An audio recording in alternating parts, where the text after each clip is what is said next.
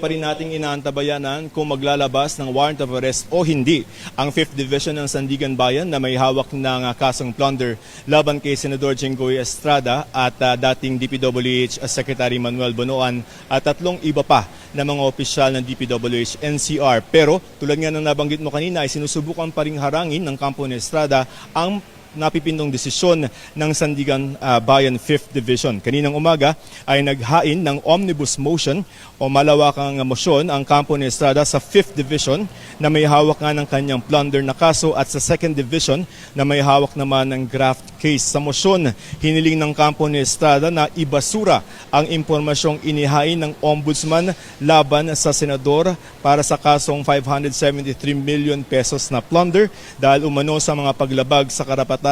na ni Estrada sa ilalim ng konstitusyon. Dagdag na hiling ni Estrada ay suspindihin ang proseso sa korte at ibalik sa Department of Justice o Ombudsman ang kaso para sa karagdagang mga preliminary investigation. Rafi, bukod kay Estrada, meron din mga motion na huwag muna na maglabas ng arrest warrant itong dalawa na dating DPWH NCR District Engineer, sila Assistant Engineer Denril Cesar Cortuna at dating DPWH District Engineer Manuel Bulusan. At ang wala lamang na motion para harangin yung arrest warrant ay itong si Bonoan at yung isa pang NCR official ng DPWH. Sa isang pahayag naman, sinabi ni Senador Estrada na handa siyang harapin ang mga kaso pero yung kanyang mga motion na inihain dito sa Sandigan Bayan ay hindi raw pag-iwas sa pananagutan sa batas kundi pagtindig sa kanyang karapatan sa due process at sa pagkakataong maihain at maipaninig ang kanyang panig sa tamang paraan. Buo raw ang kanyang loob na harapin ang kasong ito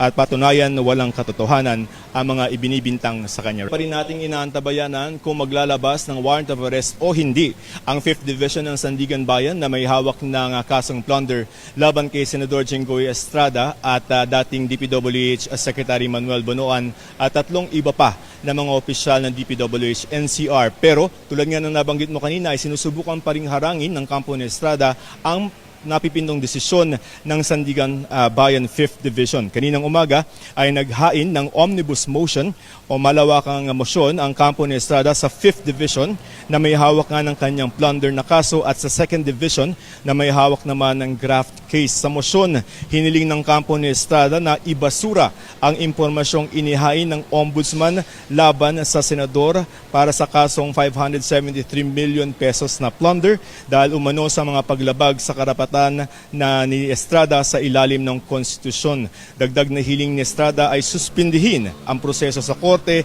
at ibalik sa Department of Justice o Ombudsman ang kaso para sa karagdagang mga preliminary investigation. Rafi, bukod kay Estrada, meron din mga motion na huwag muna na maglabas ng arrest warrant itong dalawa na dating DPWH NCR District Engineer, sila Assistant Engineer Denril Cesar Cortuna at dating DPWH District Engineer Manuel Bulusan. At ang wala lamang na motion para harangin yung arrest warrant ay itong si Bonoan at yung isa pang NCR official ng DPWH. Sa isang pahayag naman, sinabi ni Senador Estrada na handa siyang harapin ang mga kaso pero yung kanyang mga motion na inihain dito sa Sandigan Bayan ay hindi raw pag-iwas sa pananagutan sa batas kundi pagtindig sa kanyang karapatan sa due process at sa pagkakataong maihain at maipaninig ang kanyang panig sa tamang paraan. Buo raw ang kanyang loob na harapin ang kasong ito at patunayan na walang katotohanan ang mga ibinibintang sa kanya. Pa rin nating inaantabayanan kung maglalabas ng warrant of arrest o hindi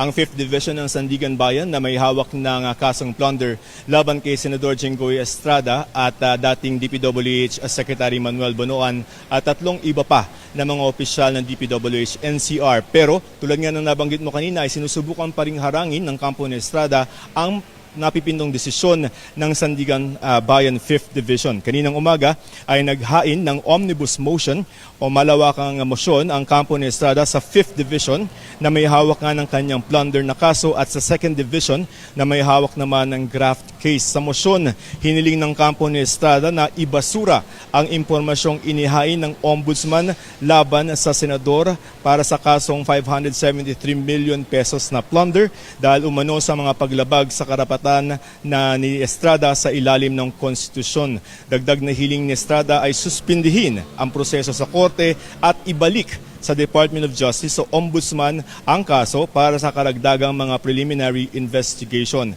Rafi, bukod kay Estrada, meron din mga motion na huwag muna na maglabas ng arrest warrant itong dalawa na dating DPWH NCR District Engineer, sila Assistant Engineer Denril Cesar Cortuna at dating DPWH District Engineer Manuel Bulusan. At ang wala lamang na motion para harangin yung arrest warrant ay itong si Bunuan at yung isa pang NCR official ng DPWH. Sa isang pahayag naman, sinabi ni Senador Estrada na handa siyang harapin ang mga kaso pero yung kanyang mga motion na inihain dito sa Sandigan Bayan ay hindi raw pag-iwas sa pananagutan sa batas kundi pagtindig sa kanyang karapatan sa due process at sa pagkakataong maihain at maipaninig ang kanyang panig sa tamang paraan. Buo raw ang kanyang loob na harapin ang kasong ito at patunayan na walang katotohanan ang mga ibinibintang sa kanya. Pa rin nating inaantabayanan kung maglalabas ng warrant of arrest o hindi ang 5th Division ng Sandigan Bayan na may hawak ng kasong plunder laban kay Senador Jinggoy Estrada at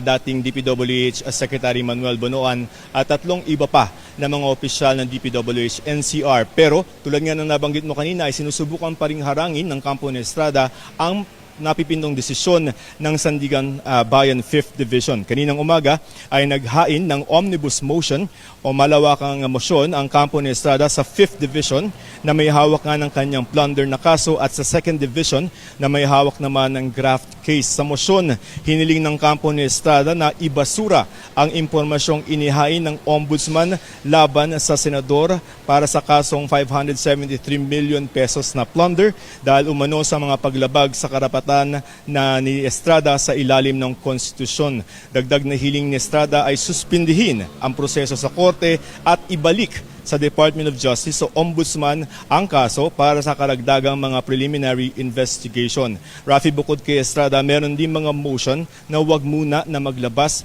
ng arrest warrant itong dalawa na dating DPWH NCR District Engineer, sila Assistant Engineer Denril Cesar Cortuna at dating DPWH District Engineer Manuel Bulusan. At ang wala lamang na motion para harangin yung arrest warrant ay itong si Bunuan at yung isa pang NCR official ng DPWH. Sa isang pahayag naman, sinabi ni Senador Estrada na handa siyang harapin ang mga kaso pero yung kanyang mga motion na inihain dito sa Sandigan Bayan ay hindi raw pag-iwas sa pananagutan sa batas kundi pagtindig sa kanyang karapatan sa due process at sa pagkakataong maihain at maipaninig ang kanyang panig sa tamang paraan. Buo raw ang kanyang loob na harapin ang kasong ito at patunayan na walang katotohanan ang mga ibinibintang sa kanya.